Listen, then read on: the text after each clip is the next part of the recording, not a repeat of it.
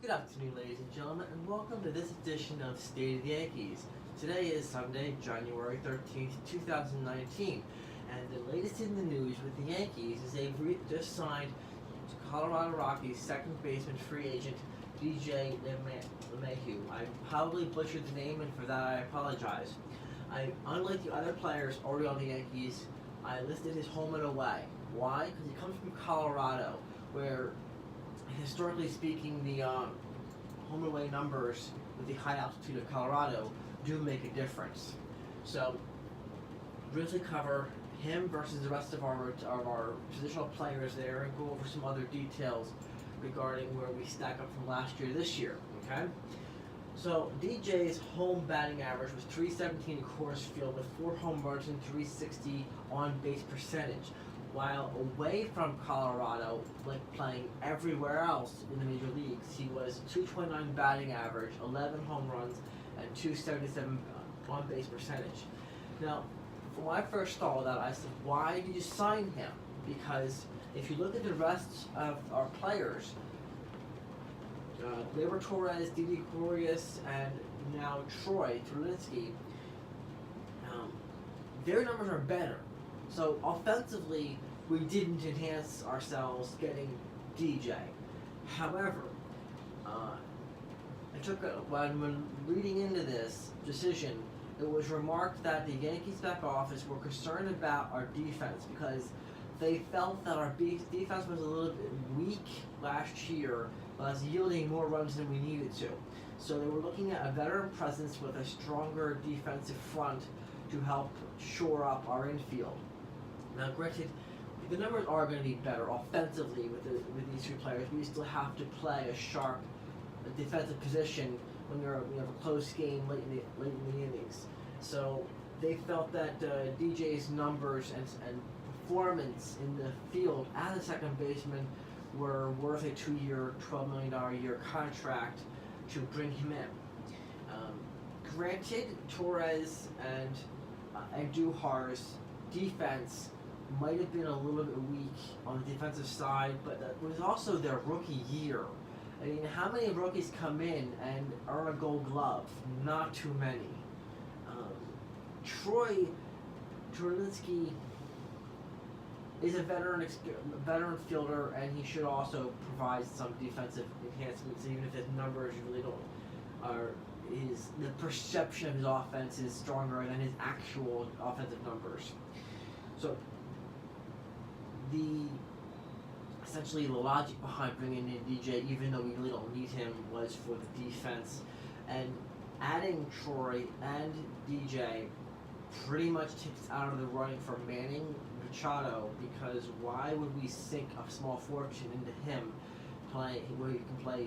We're only interested in playing shortstop, and now we've got Gleyber Torres, who can play short and second. You've got DJ, who's a second baseman.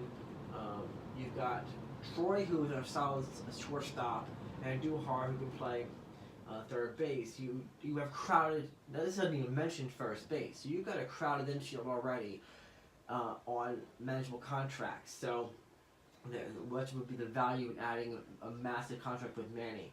And without saying they're taking themselves out of the running by signing Troy and DJ, it was basically saying, okay, we know, and in conversations with his agent, we know that Philly and Chicago were willing to go beyond 7 years, and they just plain weren't. So they figured, okay, we know that we're a favorite spot of Manny, but we also know that he made it clear that he would sign with the Yankees if they were close. But if we're not willing to go to dollar value where the years that Philly and Chicago are, then we're not really a favor of Manny, and frankly, we don't need him. As mentioned in the previous video, Manny playing third base would be. Our Duhar has comparable numbers, and he's a rookie. So in 4 years, his defense will probably get better, and offense will definitely get better. So we don't really need Manny at third base, and at shortstop, we've already got a stellar Didi Gregorius here, who's got better numbers than Manny. So between Andujar and Didi, you don't need Manny anyway. his rookie number, Manny's rookie numbers weren't as good as Andujar's, and at Manny being 26 and Didi being 27, he's not as good as Didi, and so there's really no value in bringing him in. And by signing DJ, we basically said we're not taking ourselves out of the running, but we also know we're not competitive, so we'll just go ahead and shore up our needs elsewhere, kind of thing. And so when Manny signs with Chicago, where his relative, or I think his brother-in-law or something like that, lives or plays, we won't be too surprised. Or if Philly forks up the money and steals him, it's like, okay, great. It's going to be another one of those. Who's our former second baseman who went to the Mets now? I'm drawing a blank on his name. But when he was, when we signed Ellsbury and we let him go to Seattle, it was like Brian Cashman was interviewed. How did he feel about losing our shortstop? And he's like, well, you know, if it was close, then yeah, probably would have sucked. But the fact that Seattle blew him out of the water in contract years and numbers, like, I'm okay with that kind of thing, with what Brian was saying.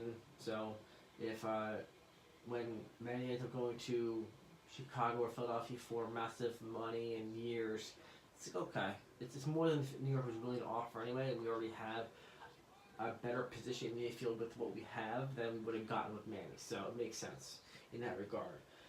So now we need to cover the infield, and first baseman going to be torn between Volton and Bird, so that's pretty loaded.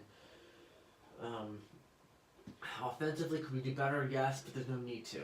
They aren't bad players as it is. And as far as offensively, between your Judge, your Stanton, your DeGuria, your Didi, your Torres, your Andujar's, your Troy Travinsky, we really have as dangerous of a lineup as we need, especially considering last year we weren't bad in the first place. We led the major leagues in home runs. We had very strong lineup as it was. There were very few holes to speak of. So to round out the picture here, with outfield is very, very crowded. You've got 3 positions and 6 players. I mentioned Clint Frazier and Ellsbury, even though they don't play regularly, because they are still on our 40-man roster and are eligible to play in the outfield, even if they don't see any time. But between Stanton, Judge, Gardner, Hicks, Frazier, and Ellsbury, you got 6 people that are under contract for the year. That we only have 3 players, and we only need 1 backup. So it's like, who's going to be sitting on the bench and who's going to be going out of the minor leagues? We'll see. Spring training will bring it to light. But with all the attention on our infield, the one thing that disappoints me is that we didn't do more with pitching. With our rotation of CC Sabathia, Tanaka, Gray, Luis Severino, and a split between Herman and Happ, we were ranked 19th out of 30 teams last year. We were almost in the bottom third of horrible rotations for the year. And did you do something about that? Yes. They brought in Paxton, they brought in Happ, who Happ had a great second half of the year. We'll see how he does in a full year with New York. But Tanaka was solid last year. CC's a veteran who can eat up innings. Luis started the year in Cy Young contention, and then kind of lost his mechanics the second half of the year. And then you got Paxton from Seattle. So they're banking that if they can move Sonny Gray, that Paxton and Happ will enhance the rotation significantly enough to bring them into the top, from the bottom third to the top third in rotation strength for the year. And that's going to be key.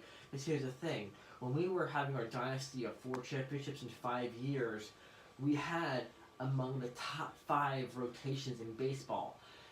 Home runs and hitting sell tickets, but defense and pitching win games. So the fact that we won 100 games despite the 19th rotation out of the league, my hat's off to the Yankees for overcoming and compensating with hitting and bullpen to compensate for a very, very weak rotation. And our rotation was exposed considerably in the division series, where none of our pitchers got out of the 4th inning, and we dropped 3 out of 4 games to end our season. Rotation is extremely important. Pitching wins games. pitching wins championships. And our bullpen being number 10th in ERA at 3.78 out of the entire league also needs some work. We lost Robertson, and he's a very important piece. Now, and we also didn't even buy Wagner Miller, which I felt was a bit of a mistake. So, let me know what you think about what I think. If you just happen to be coming across the web and happen to come across this channel, feel free to hit the like and subscribe. I would love to hear any of your comments and your thoughts, who we should get, who we should not get, what you think we're going to do during next season. And hope you found this interesting. And whether you agree or disagree with the Yankees' logic behind the moves you're making, I want to know. Please share with me. And I'll be happy to give you more insights in next week's video. Until then, have a wonderful Sunday. Enjoy the NFL games, and bye.